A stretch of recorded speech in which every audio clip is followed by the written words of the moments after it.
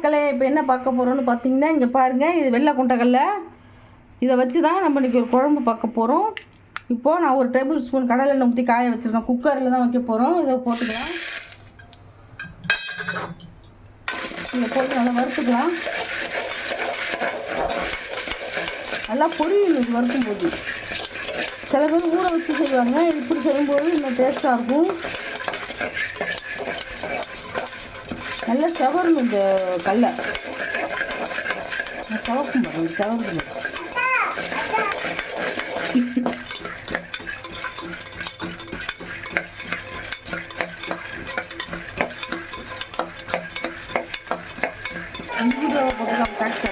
கடலை வறுப்பட்டுருச்சு. நான் இப்போ 2 டம்ளர் தண்ணி ஊற்றி குக்கரை மூடி போட்டு ஒரு 7 விசில் விட்டு இறக்கிடலாம். அப்புறம் பார்க்கலாம்.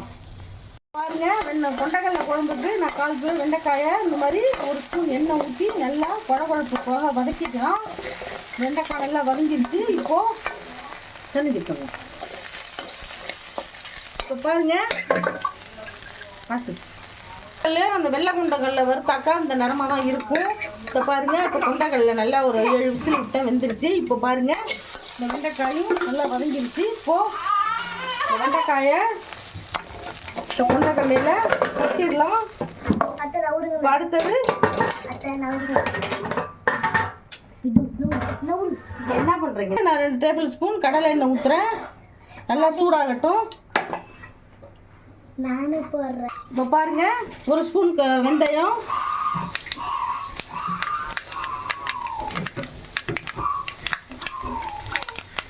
1 ஸ்பூன் கடுகு, 1/2 ஸ்பூன் ஜீரகம், ஒரு பெரிய வெங்காயம்,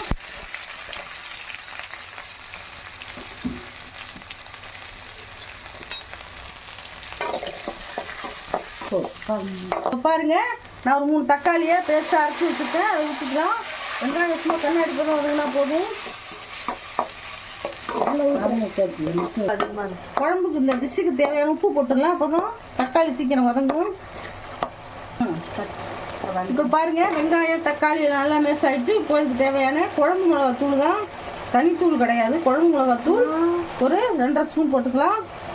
எல்லாம் மிளகாத்தூள் போட்டோம். அதுவும் நல்லா வதங்கி எண்ணெய் பிரிஞ்சு வந்துருச்சு. இப்போது நான் எலுமிச்சம்பழம் சைஸு புளி ஊற வச்சு ஊற்றிட்டு அதை திக்காக கரைச்சி ஊற்றிக்கலாம்.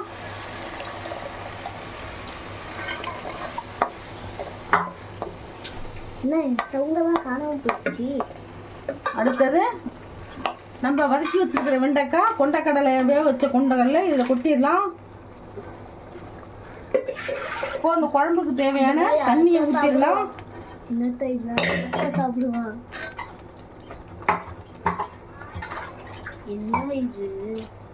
இப்போ பாருங்க, எல்லாம் மிளகாத்தூள் போட்டாச்சு, எல்லாம் புளியும் ஊற்றியாச்சு. இப்போ 10 நிமிஷம் வச்சு பார்க்கலாம். மூடி வச்சு பார்ப்போம். இப்போ பாருங்க, இப்போ குழம்பு ரெடி ஆகிடுச்சு. நல்லா எண்ணெய் தெளிஞ்சு இருந்துச்சு பாருங்க. இப்போ ஒரு 10 பல் பூண்டை இந்த மாதிரி தோலோட உரலை வச்சு இடித்து போட்டுக்கலாம்.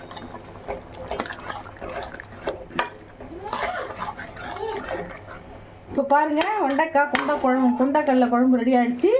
இதே மாதிரி நீங்களும் செஞ்சு அசத்துங்க.